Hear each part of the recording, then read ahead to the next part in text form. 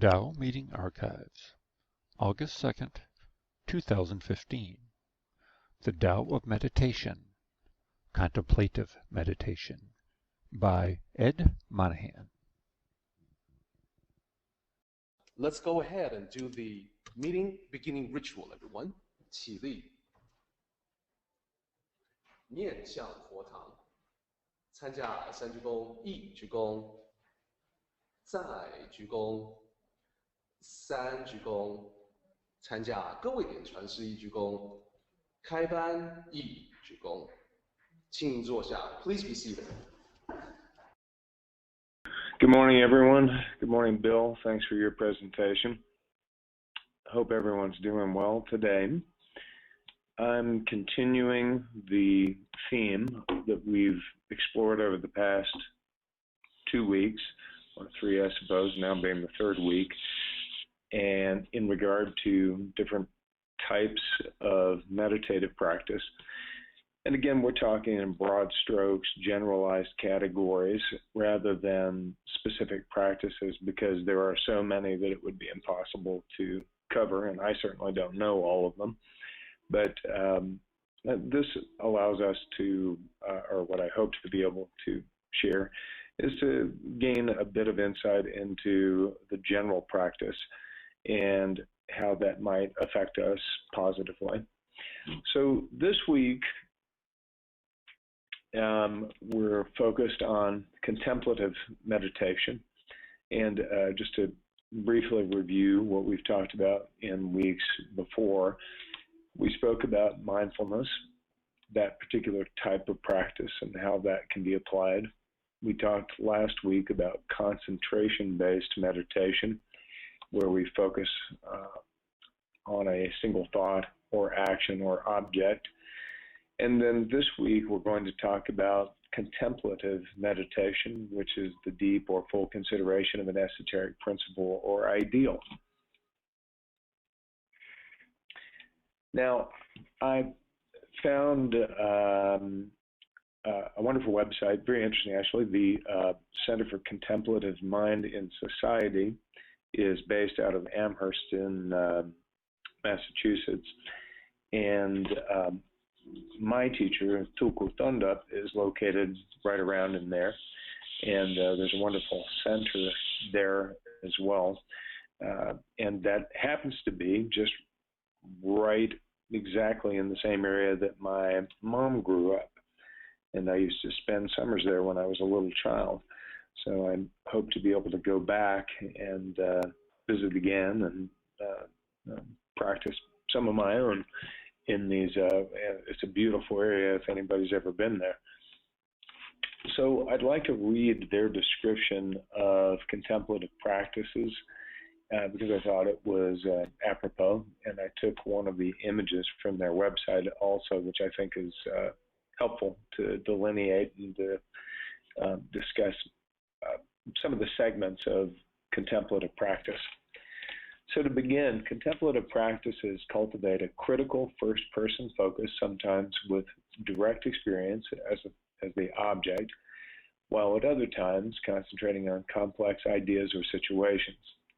Incorporated into daily life, they act as a reminder to connect to what we find most meaningful.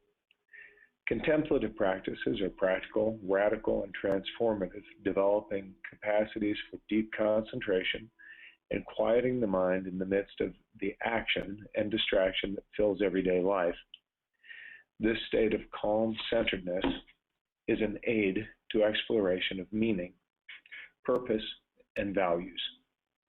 Contemplative practices can help develop greater empathy and communication skills, improve focus and attention, reduce stress, and enhance creativity, supporting a loving and compassionate approach to life.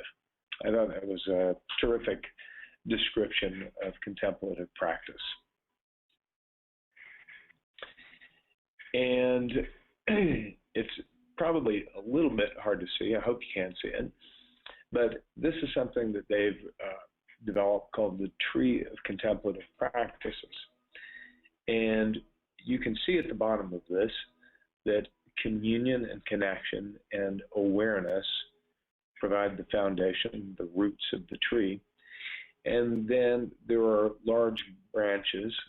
We'll start on the left and work our way around with stillness, which is what we've explored in our last two segments, which incorporates meditation, quieting the mind, centering, and silence.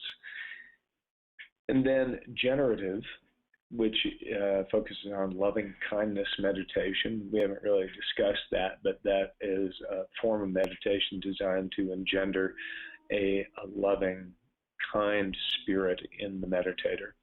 Beholding, visualization, Lectio Divina, which basically is where you contemplate sacred texts.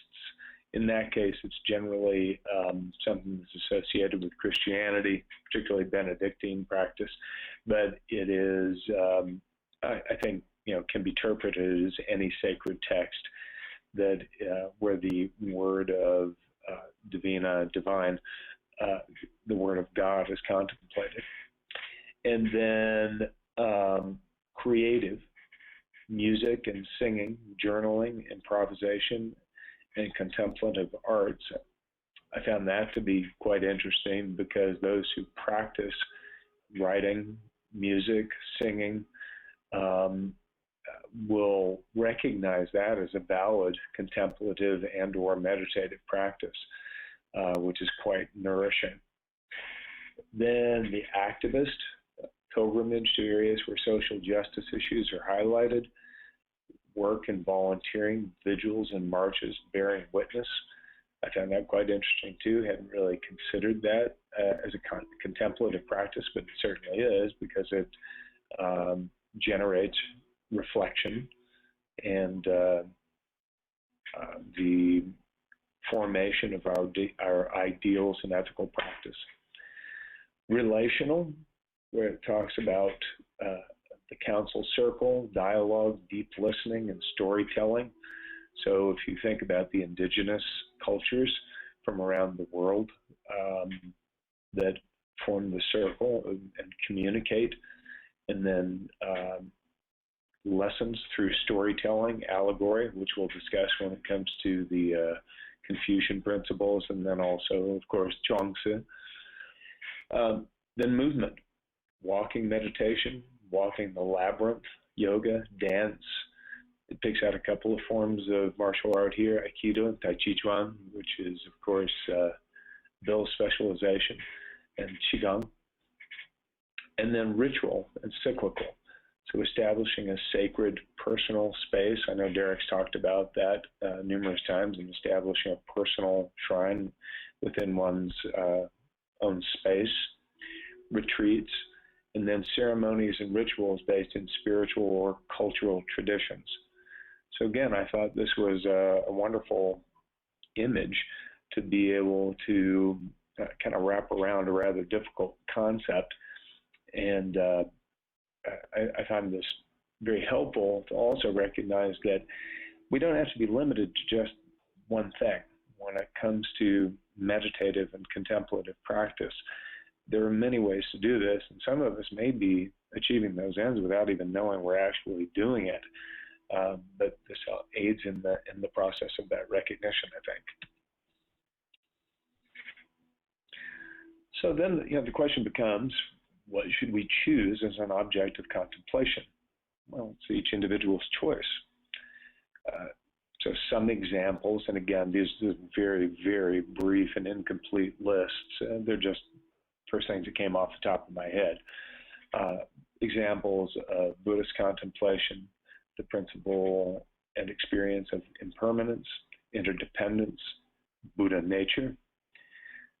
Taoist contemplation, any of the teachings from the Tao Te Ching. I find that as Derek goes through the descriptions, even in a single line, there can be an immense amount of meaning that can be contemplated for extended periods of time. Patterns and principles to be found in nature. So the one of the more familiar is Bruce Lee's quote, "Be water, my friend," that he communicated to many people, but that we see in the Pierre Burton interview, the black and white interview of him. and of course, this is the alluding to the principle of following nature, being like water, being malleable and adaptable, which is, of course, a Taoist principle. Then teaching and learning through allegory. So Chuang Tzu, any of the storytellers, but certainly in the Taoist, or from the Taoist perspective, Chuang Tzu is, I find, deeply enriching, especially when well explained. I find that I miss a great deal of the meaning because I lack the knowledge of the historical references, which is why I appreciate Derek's explanations. And then examples of Confucian contemplation.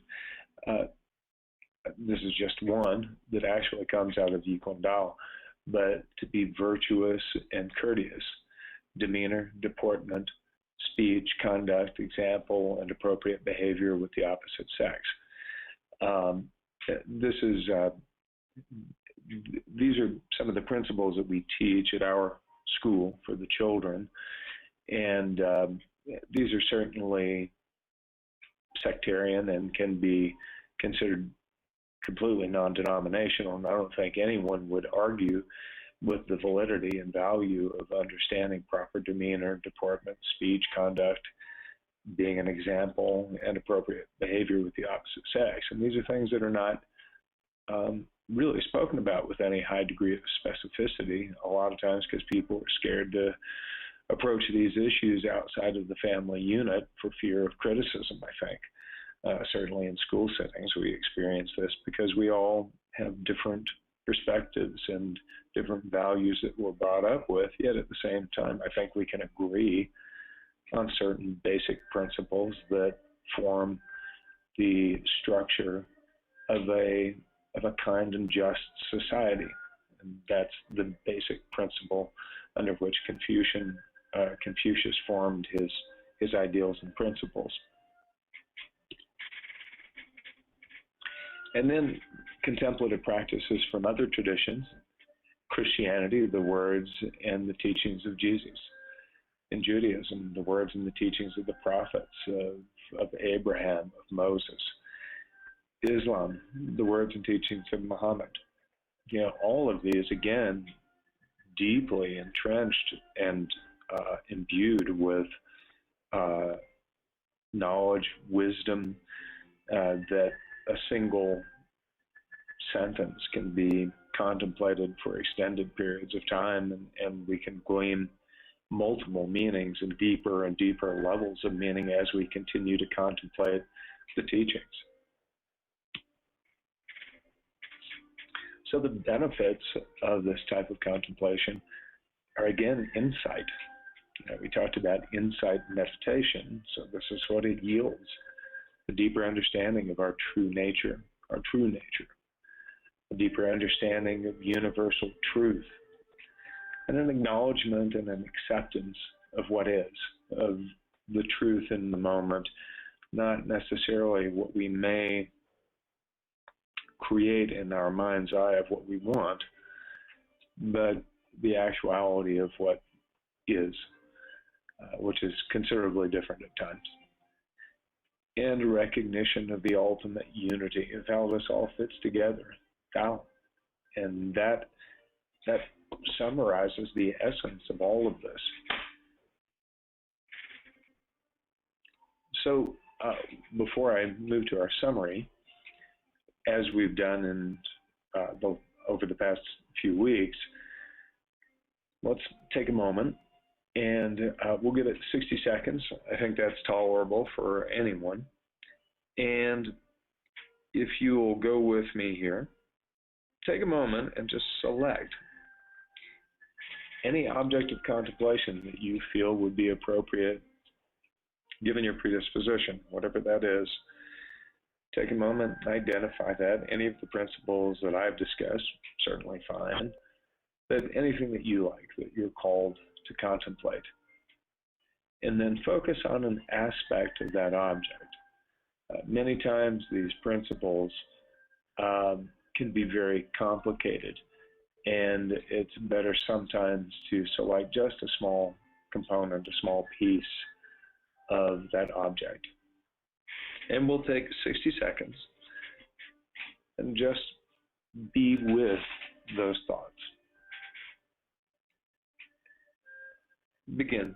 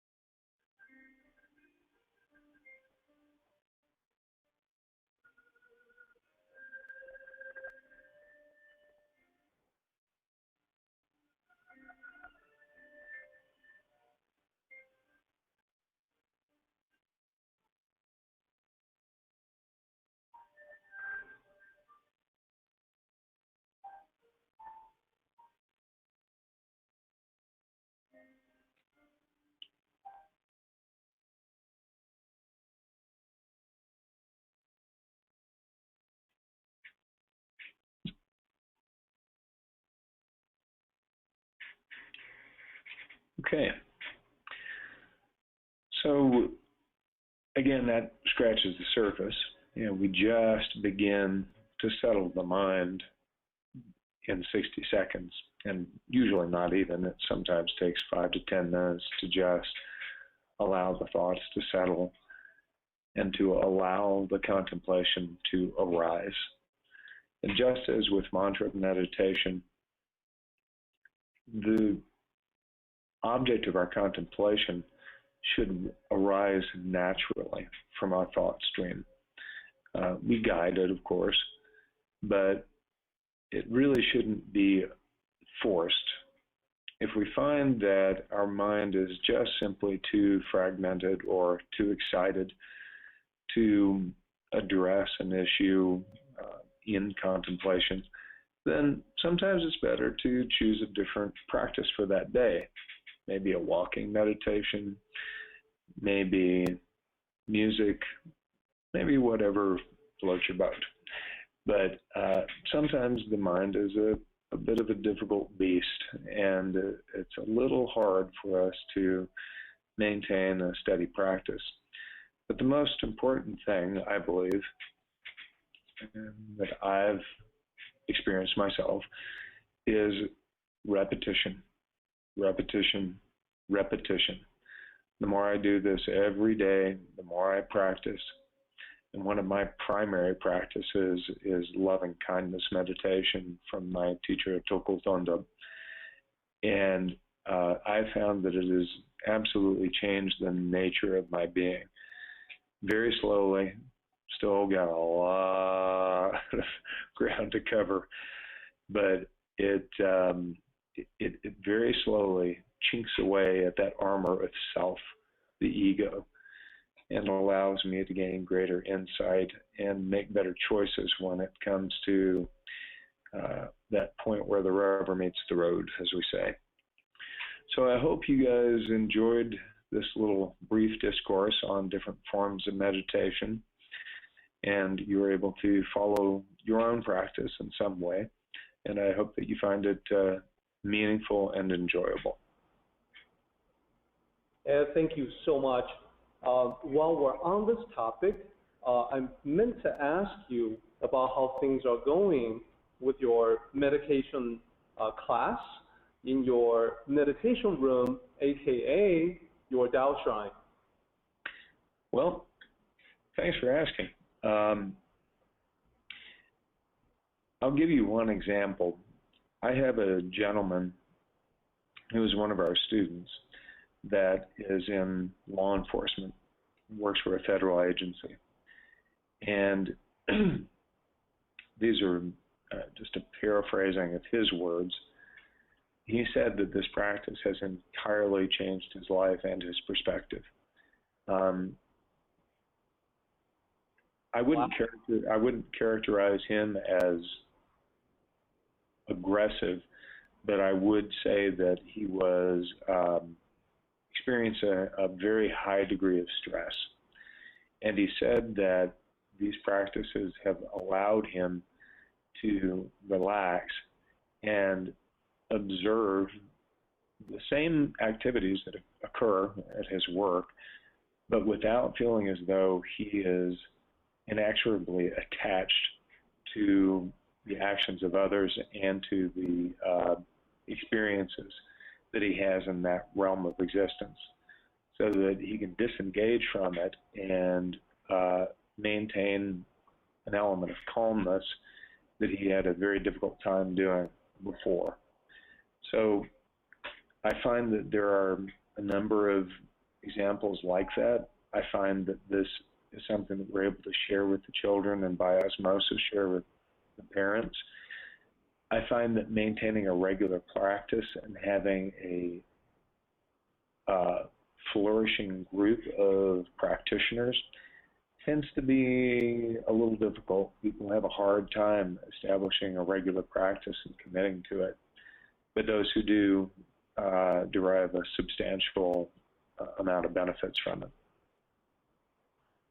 That's actually the theme for my presentation on chapter 41 of the Tao Te Ching today, that those who are spiritually accomplished, they are practicing the Tao diligently. That is to say, consistently, constantly. I'm curious about your own personal practice.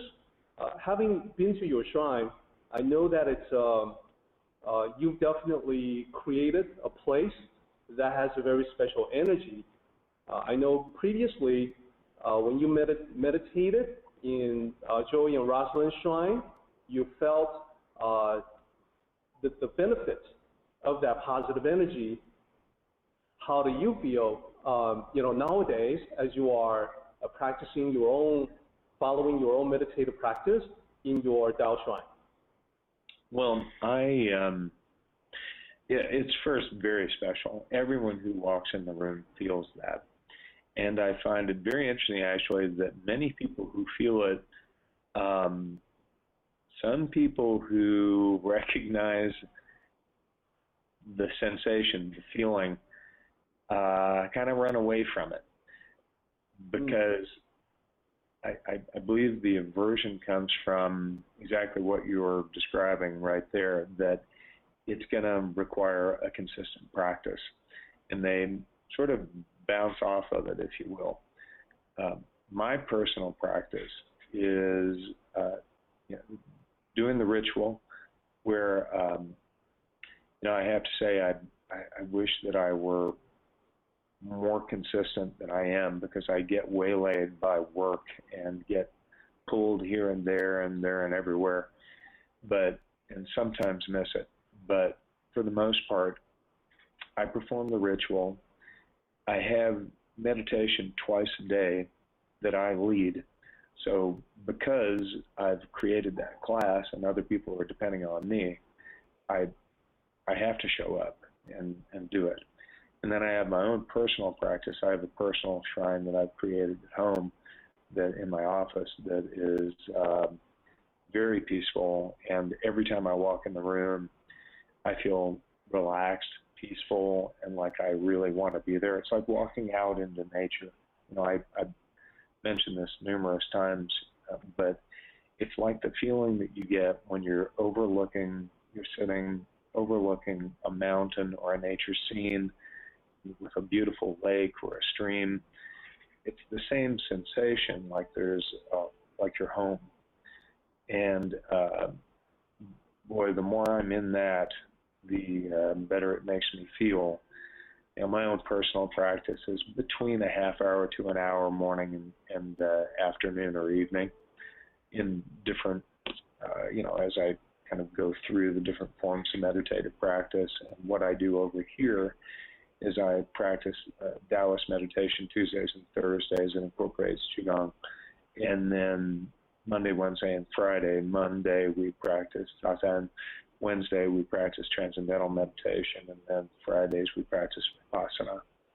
So I kind of mix it around so that people learn those particular practices and can move forward in each of those, but they also have a variety that they can choose from in their own personal practice. And just one thing to quickly point out, and that is the powerful energy of that room is there, despite there not being any religious symbology, i.e. no statues of the Buddha, no religious symbols, and I personally feel that it's because the Tao is something that is not dependent on religious trappings. I completely agree with you, and we discussed this at length. For those of you who don't know the circumstances under which the shrine was installed at our facility, I was concerned that given if there were any figures from religious traditions from the East, i.e. the Buddhas, that there would be a great deal of concern from those practicing, because many of our students are Christian here and would feel as though it were sacrilegious to have the focus of their attention be anything other than Christ. And I didn't want to have the door slammed on the opportunity to practice and understand the real teaching of the Tao just simply because of an aversion to an image. I'll give you a great example. We have a pastor from a local church who joined a couple of weeks ago, and he's been practicing the meditations. And I explained the meaning of the shrine to him, and he said, "Oh gosh, I don't see any conflict with that at all. To me, it just means that it completely opens me up to a deeper level of understanding of the words of Christ." So there was no conflict for him whatsoever. And that's where I think the deeper meaning really unfolds and can be appreciated by everyone, regardless of the specific path they follow. That's excellent. It's also very true. The people who recently visited Taiwan, they were all taken to one of the largest temples there called Zhongshu Daoyuan. The Zhongshu Temple, it's built into the side of this mountain. It's huge. And when they walk into this ginormous shrine room, what they see is essentially what you have, but a larger version of it. That is, to be very specific, even though this is one of the largest Guandao temples in Taiwan, and that shrine is one of the largest out there, there's not one single figurine or statue of the Buddha on that shrine.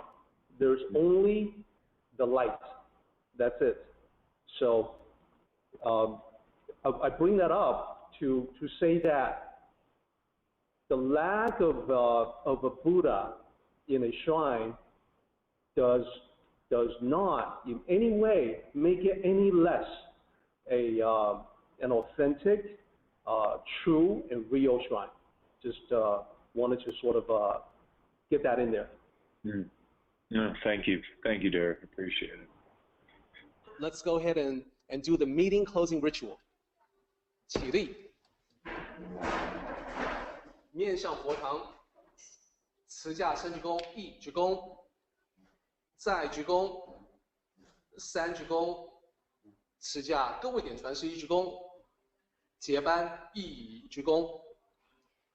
Okay, guys, we are done. Join the Tao meeting live to participate in the questions and commentary. For more information, go to http://taoism.net/tao/connect-online.